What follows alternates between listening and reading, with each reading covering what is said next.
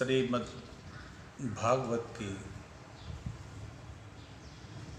पाठ को प्रारंभ कर रहा हूँ। नित्य क्रम से प्रथम स्कंद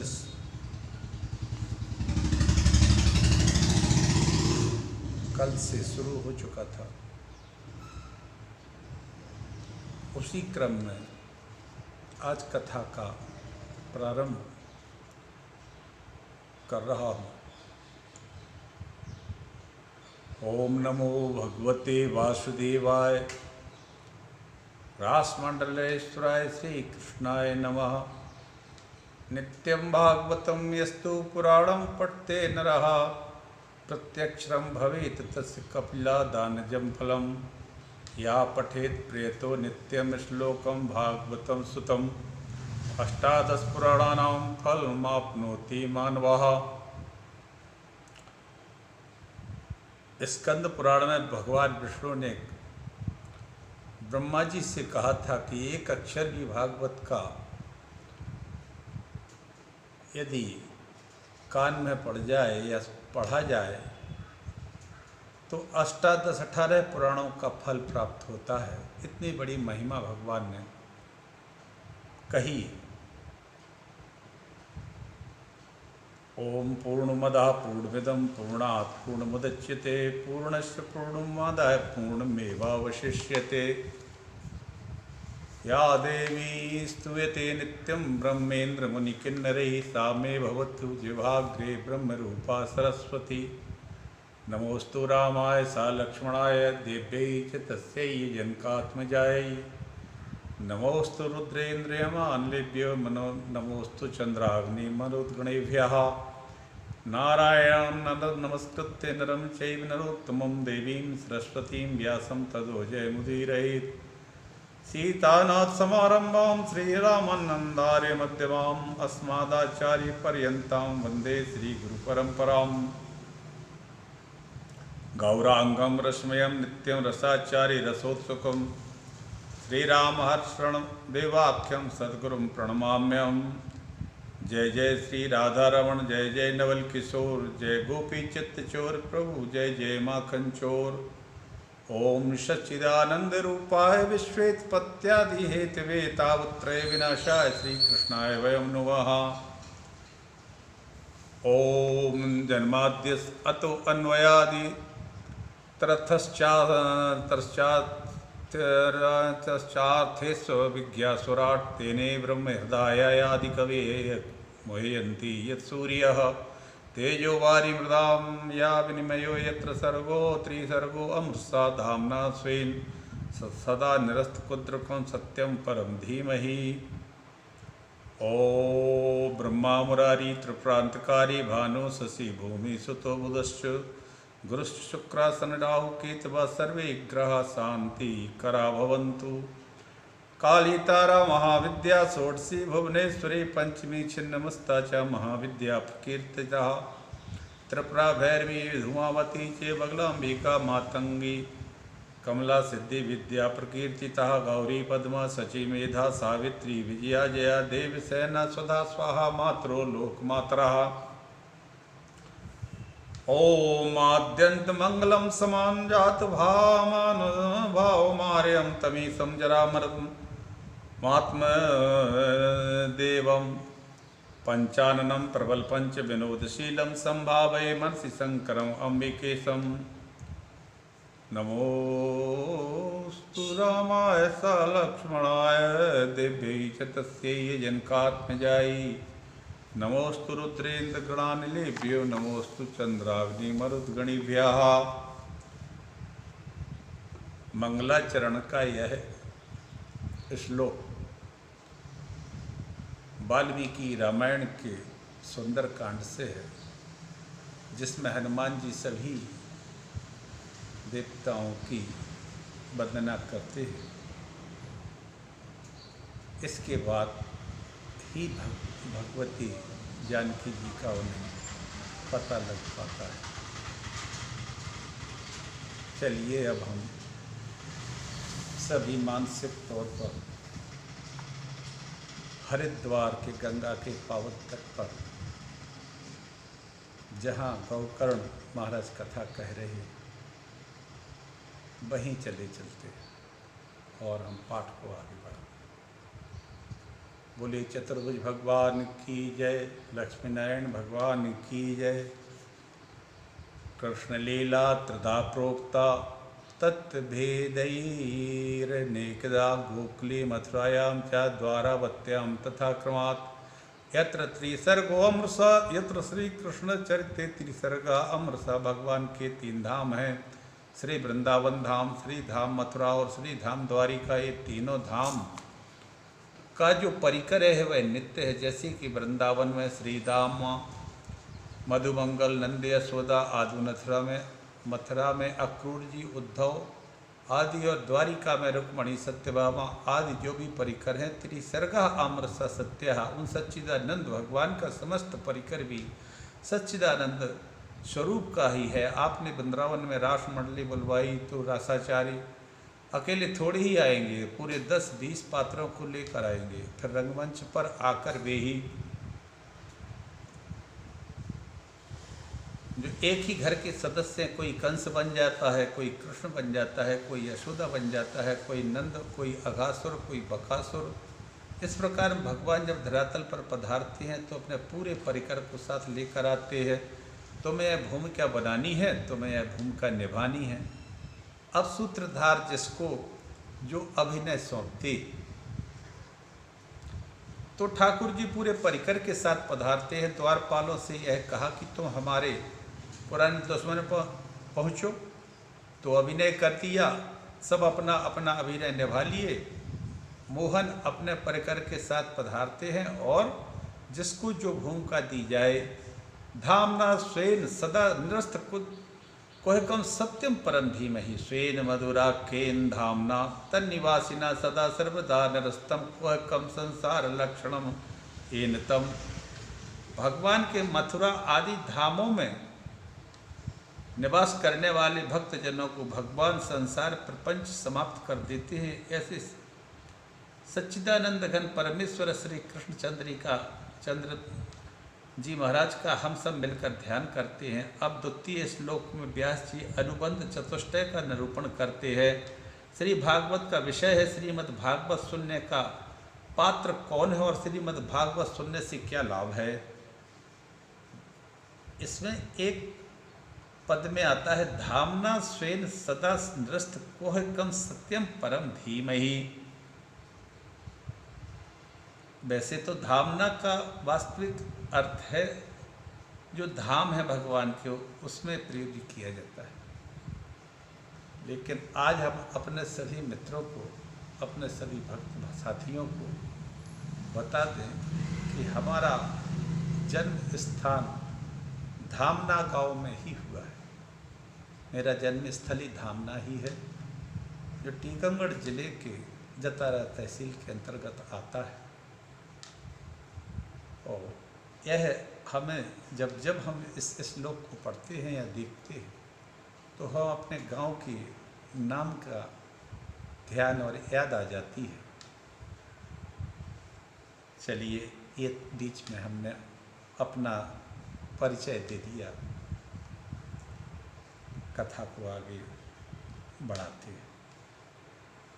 धर्मा प्रोजित कई तो वो अत्र परमो निर्मत सराणाम सताम वेद्यम वास्तव मत्र वस्तु शिवदम तापत्र्यो नमूलनम।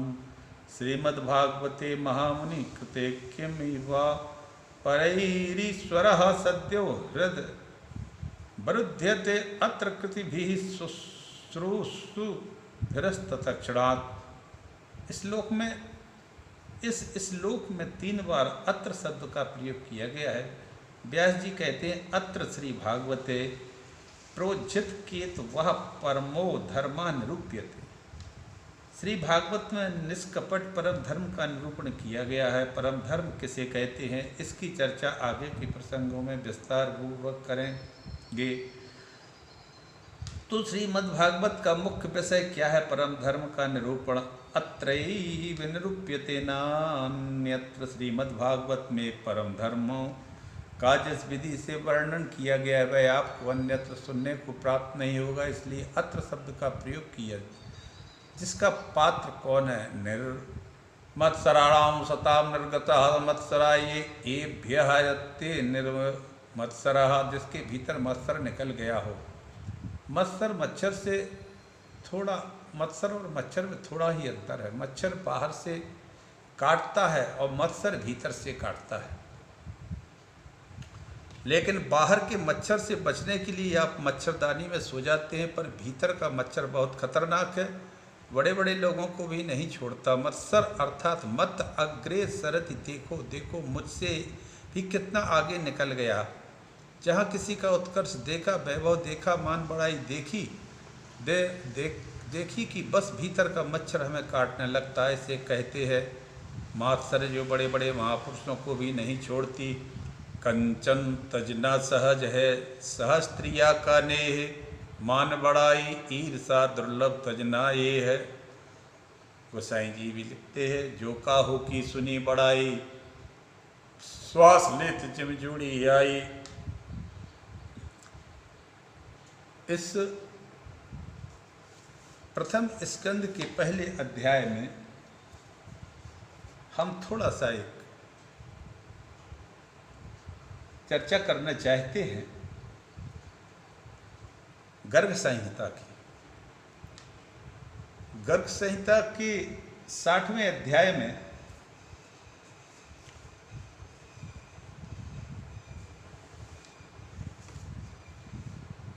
भगवान ब्रज में जाकर श्री हरि नंद यशोदा राधिका गोपियों सहित गोपों से मिले और उन प्रेमी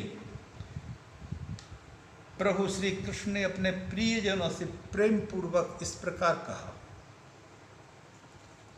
थोड़ा ध्यान देने लायक बात है। श्री कृष्ण ने स्वयं ही कहा। क्या कहा? नंद यशोदा, अब तुम मुझ में पुत्र बुद्धि छोड़ दो। नंद जी और यशोदा जी भगवान श्री कृष्ण को अभी तक अपना पुत्र ही मानते रहे। भगवान कहते हैं तुम मुझ में पुत्र बुद्धि या पुत्र मोह छोड़ दो। समस्त गोकुल वासियों के साथ मेरे परम धाम को लोक धाम को जाओ। अब आगे सबको दुख देने वाला घोर कलयुग आने वाला है। घोर कलयुग आने वाला है, जिसमें मनुष्य प्रायः पापों महापापी हो जाएंगे।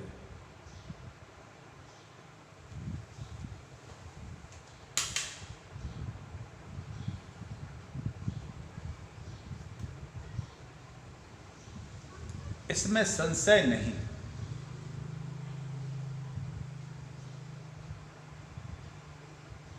उस समय सबसे कलयुग का जो सबसे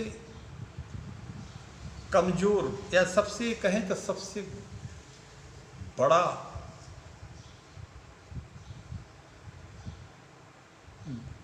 बुरा जो गुण है,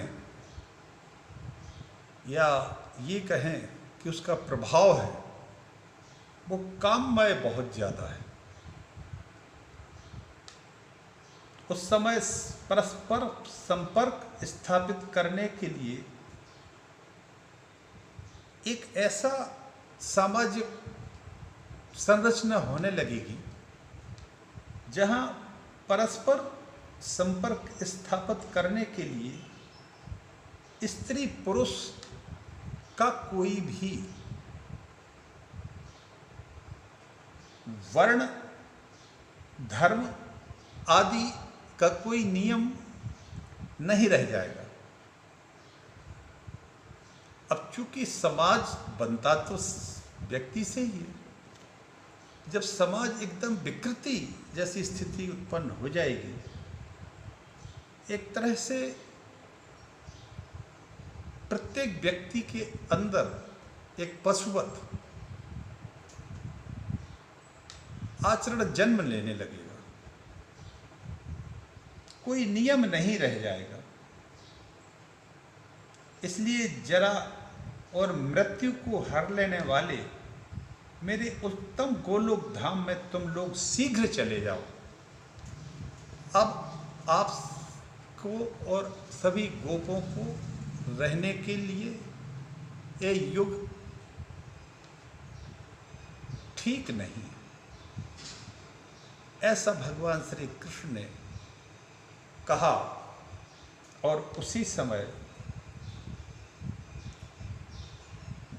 सभी गोलोक से एक परम अद्भुत रथ उतर आया, जिसे गोपों ने बड़ी प्रसन्नता के साथ देखा। उसका विस्तार 5 योजन का था और ऊंचाई भी उतनी ही थी। उसमें 2000 पहिए लगे थे और 2000 घोड़े थे जुते हुए। उस रथ पर महीन वस्त्र पर्दे भी पड़े हुए थे। करोड़ों सखियां उसको घेरे हुई थी।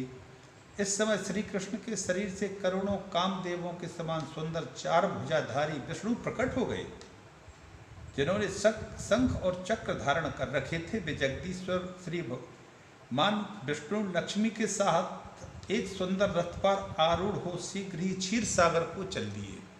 देखिए, अब श्री कृष्ण के शरीर से भगवान श्री हरि नारायण प्रकट होते हैं और लक्ष्मी के साथ क्षीर सागर को चले जाते हैं। इसी प्रकार नारायण रूपधारी भगवान श्री कृष्ण हरि महालक्ष्मी के साथ गरुड़ पर बैठकर वैकुंठ को चले गए। भगवान का एक स्वरूप यह भी उनके शरीर से प्रकट हुआ और जो वैकुंठ को चला गया। नरेश्वर, इसके बाद श्री कृष्ण हरि नर और नारायण 2 ऋषियों के रूप में अभिव्यक्त हो मानवों के कल्याणार्थ बद्री का श्रम यानी बद्रीनाथ जी महाराज धाम को हिमालय में चले गए। इनका चूंकि मानवों के कल्याण होता रहे हो, इसके लिए वो पृथ्वी पर रहते हैं। भगवान कृष्ण के 2 स्वरूप नर नारायण, और वो बद्री आश्रम में रहते हैं, बद्री विशाल में। तदंतर साक्षात परिपूर्णतम जगतपति भगवान श्री कृष्ण माता राधा के साथ गोलोक से आए हुए रथ पर आरूढ़ हुए। नंद आदि समस्त गोप और यशोदा आदि ब्रजांगनाएं सबके सब वहाँ भौतिक शरीरों का त्याग करके दिव्य देहधारी हो गए। तब गोपाल भगवान श्री हरि नंद आदि को उस दिव्य रथ पर बिठाकर गोकुल के साथ शीघ्र ही गोलोक धाम को चले गए। ब्रह्मांडों से बाहर जाकर उन सब ने विरजा नदी को देखा। साथ ही शेषनाग को गोद में महालोक गोलोक दृष्टिगोचर हुआ, जो दुखों का नाशक परम सुखदायक है। यह कथा हमने बीच में लाके कही, क्योंकि कृष्ण चरित ही तो गर्ग संहिता में लिखा है। गर्ग जी ने, जो गर्गाचार्य जी थे, भगवान कृष्ण के कुलगुरु थे। और संयोग से मैं बता दूं, हमारे भी गोत्र गर्गाचार्य है, तो गर्ग संहिता साथ लेके थोड़ा थोड़ा चलता हूँ। गर्ग संहिता के 60वें अध्याय का मैंने वाचन किया। गर्ग संहिता में कुछ ऐसी चीज़ें लिखी हैं गर्ग जी ने, जो श्रीमद् भागवत से थोड़ी हटके है, यानी उसमें भी है, उसमें भी थोड़ा डिटेल है, थोड़ा अलग अलग सा है।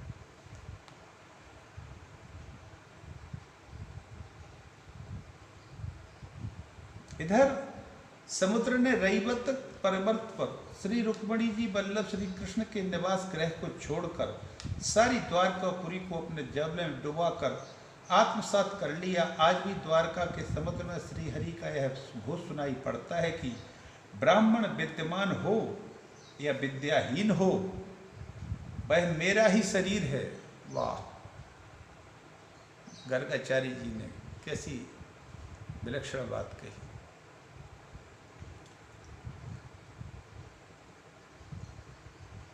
द्वारका के समुद्र में श्री हरि का यह घोष सुनाई पड़ता है।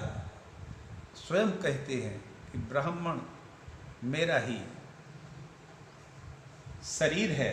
अविद्यो व सविद्यो व ब्राह्मणो माम की तना, माम की तनु, मेरा ही शरीर है, तनु शरीर है। कलयुग के प्रारंभिक काल में श्री हरि के अंशात्ता विष्णु स्वामी महासागर में जाकर श्री हरि की प्रतिमा को प्राप्त करेंगे और द्वारिका नाथ का जो मनुष्य वहां जाकर दर्शन करते हैं वे कृतार्थ हो जाते हैं। श्री हरि के गोलोक धाम पधारने का चरित्र सुनते हैं, यादवों और गोपों की मुक्ति का वृत्तांत पढ़ते हैं, वे सब पापों से मुक्त हो जाते हैं। यह पाठ मैंने गर्ग संहिता से लिया है और आगे अब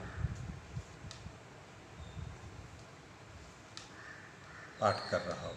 श्रीधर स्वामी व्याख्या करते हैं, निर्मत्सराणाम परोद करसान हम मत्सरः तद्रहितानाम सताम भूतान कंपिनाम। भागवत सुनने का पात्र कौन है जो निर्मत्सर हो गया, जिसके हृदय में हमसे मास्तर चला गया। किसी की मान बढ़ाई, धन वैभव प्रतिष्ठा आदि देखकर आपका मन प्रसन्न होने लगे कि इसके ऊपर भगवान की कैसी कृपा हुई है, भगवान ऐसी कृपा सब पर करें। ऐसा भाव आपके हृदय में आवे तो समझिए कि आप श्रीमद् भागवत के उत्तम पात्र बन गए हैं। क्योंकि प्रायः लोग अपने दुखों से दुखी नहीं, जितने कि पड़ोसी के दुख से दुखी हो जाते हैं।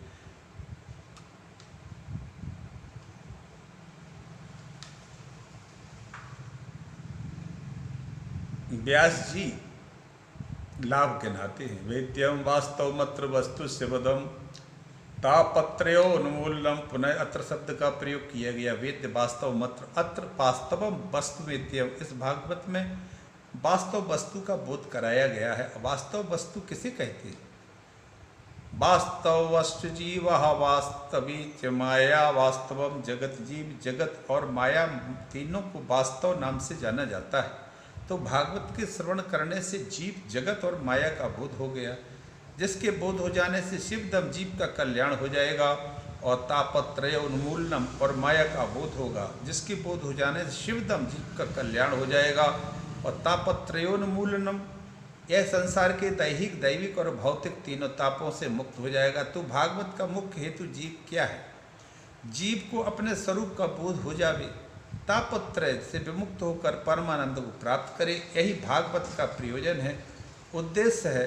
अब व्यास जी महाराज दावा करते हुए कहते हैं कि अन्य साधनों से तुम्हें परमात्मा मिलते हैं, मिल सकते हैं, पर क्यों व परैरीश्वर, साधन करते करते किसी काल में जाकर तुम्हें भगवत साक्षात्कार होगा, भगवान के दिव्य आनंद की अनुभूति होगी।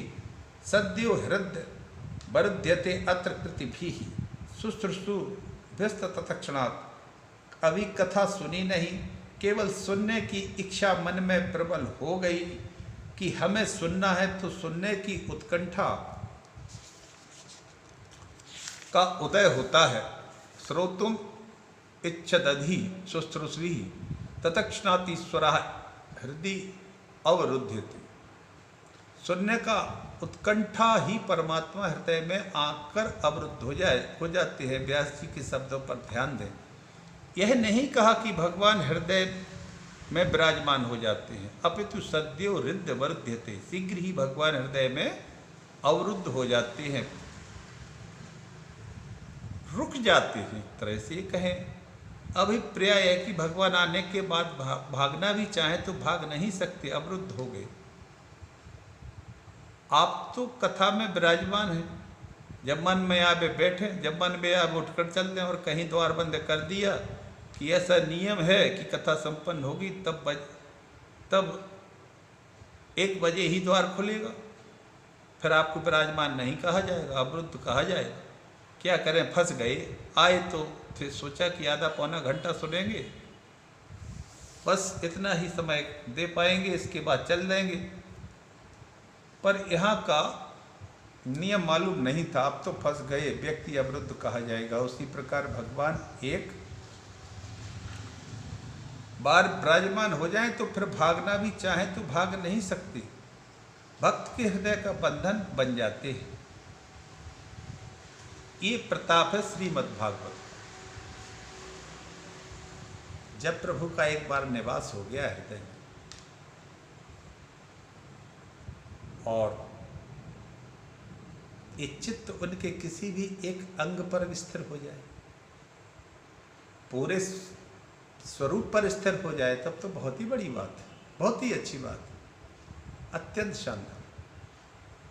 हम कह रहे हैं भगवान के किसी एक ही अंग पर स्थिर हो जाए तो ही जीवन, ये जो कई कई जन्मों का है वो ही पूरा सफल हो जाए। प्रभु के श्री चरणों पर हो जाए, ध्यान लग जाए, मुरली पर लग जाए, बंसी पर लग जाए, अरे उनके बंसी के नाद पर लग जाए, तब तो फिर खैर कहना ही क्या है। प्रभु की नाक पर लग जाए, क्योंकि नाक तो और सुंदर होती है। सबसे ज़्यादा अगर आदमी के मुख की सुंदरता होती है तो वो नाक से होती है। नाक जिसकी जितनी अच्छी भगवान बना दे, उतना ही सुंदर वो भक्त दिखाई देता है। और अगर नाक धोखे से किसी कारणवश कट फट जाए तो फिर वो मुंह दिखाने लायक ही नहीं रहता, क्योंकि नाक से सामाजिक प्रतिष्ठा भी जुड़ी है।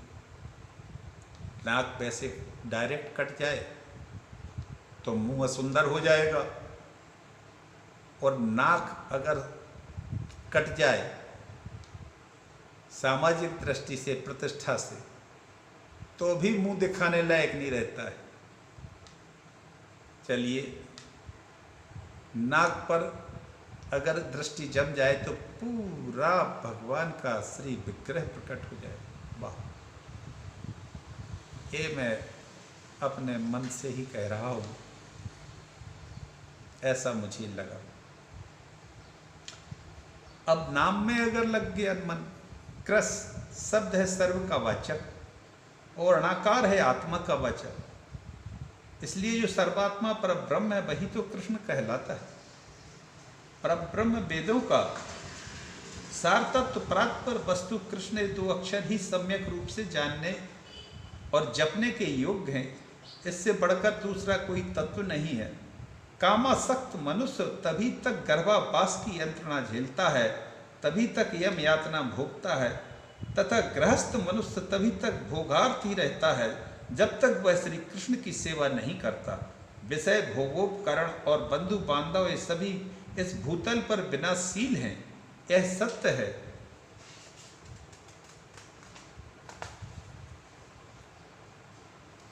तथापि यदि इन्हें छोड़ दिया जाए तो ये सुखदायक होते हैं, परंतु यदि दूसरों ने इन्हें छुड़वा दिया तो इनका वियोग दुख देने वाला होता है।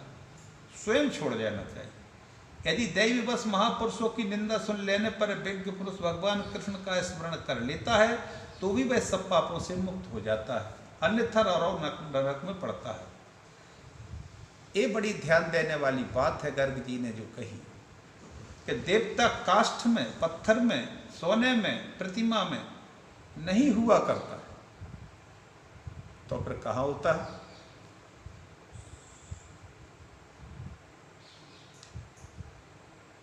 जहां भी मनुष्य का भगवत भाव हो जाए वही श्री हरि कृष्ण विद्यमान है। इसलिए मनुष्य भाव ही करे या करावे। जिसने एक बार भी श्री कृष्ण इन दो अक्षरों का उच्चारण कर लिया, उसने मोक्ष तक पहुंचने के लिए कमर कस ली। रोगी होना, तत्पुरुषों से बैर बांधना, दूसरों के ताप देना, ब्राह्मण और वेद की निंदा करना, अत्यंत क्रोधी होना, कटु वचन बोलना, ये सब नरकगामी हैं। ये सब नरकगामी मनुष्य के लक्षण हैं जो इतनी चीजें करता है। रोगी, तत्पुरुष, बैर किसी से बांधना, दूसरों को तकलीफ देना, ब्राह्मण और वेद की निंदा करना, अत्यंत क्रोधी होना, कटु वचन बोलना, ये सब नरकगामी मनुष्य के लक्षण हैं जो जीव जगत में स्वर्ग लोक से लौट कर आए, उनमें चार चिन्ह सदा रहते हैं। जो कोई दान दे, दान का प्रसंग, मधुर वचन बोले, देव पूजा और ब्राह्मणों का सत्कार करे, ये मान के चलिए कि स्वर्ग से अपना प्रारब्ध भोग कराए। इस तरह के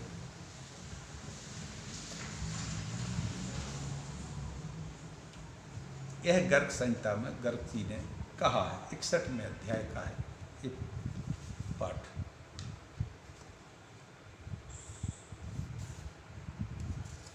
तो भगवान कहते हैं, आगे व्यास जी कहते हैं भागवत चल, निगम कल्प तरोर गलितम फलम सुख मुखाद मृत द्रव संयुतम पिबत भागवतम रस मालयम मुहुर हो रसिका भुवि भावुका नितराम गमयति बोधयति स निगमो वेदा। वेदों का नाम है निगम, वेदों का नाम निगम है। वैसे तो जो व्याख्या में आता है,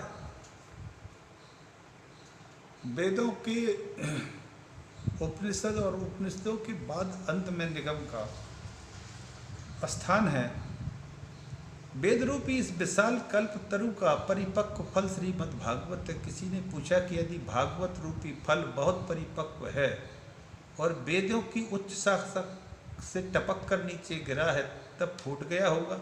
श्रीधर स्वामी पाजी कहते हैं कि यह फूटा हुआ नहीं, फल नहीं है, क्योंकि शिष्य प्रशिष्यादि रूप पल्लव परंपराया शनैर खंड मेवा वतीर्णम न तुच्छ निपातेन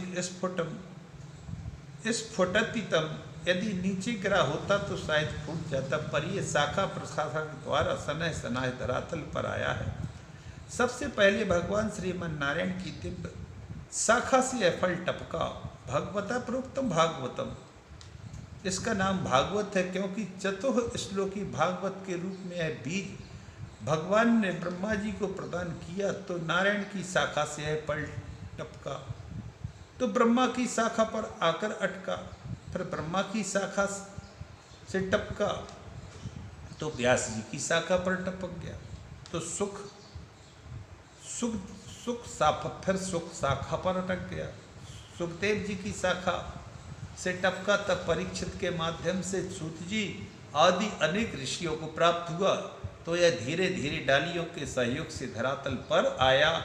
इसलिए टूटा नहीं, यथावत ज्यों का त्यों है यह फल धरातल पर उपलब्ध हो गया। किसी ने पूछा, व्यास जी आपका फल तो बड़ा सुंदर है पर पका हुआ भी है, खट्टा निकल पड़ा, तब खट्टा फल खाने से मैं तो अच्छा नहीं लगता, फल तो मीठा होना चाहिए। व्यास जी कहते हैं यह एकदम मीठा है कि फल का उत्तम पारखी तोता माना जाता है। तोता जिस फल में चोंच मार दे, आंख मूंद कर लोग उसे मीठा निकलेगा, तो भागवत रूपी फल में सुखदेव रूपी तोते ने चोंच मारती है।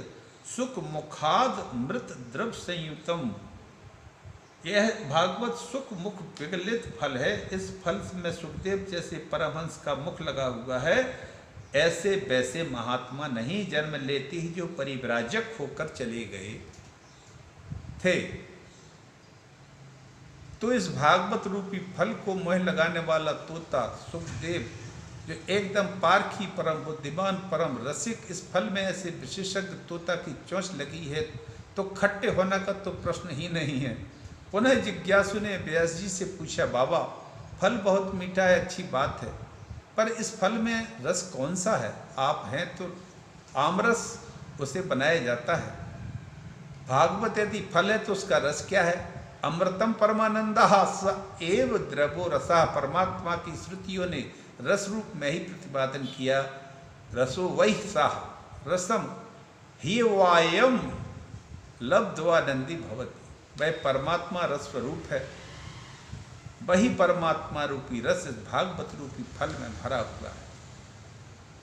कृष्ण रस से परिपूर्ण ये फल है। भगवान श्री कृष्ण के मधुर चित्र ही इसमें रस स्वरूप विद्यमान है। स्वयं परमात्मा की ही तो यह बांगमयी मूर्ति है।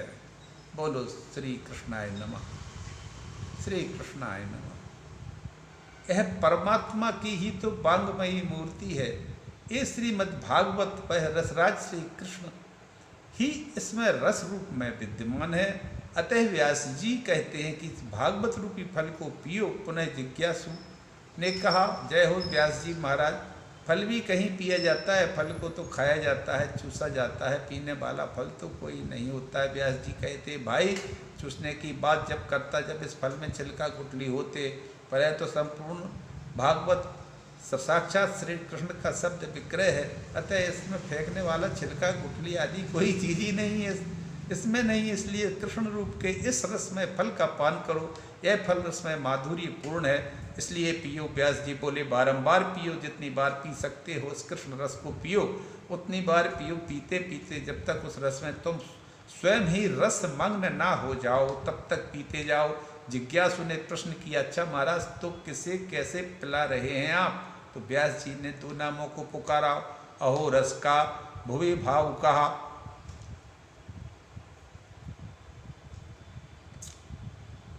चार तरह के ही लोग होते हैं, आर्त,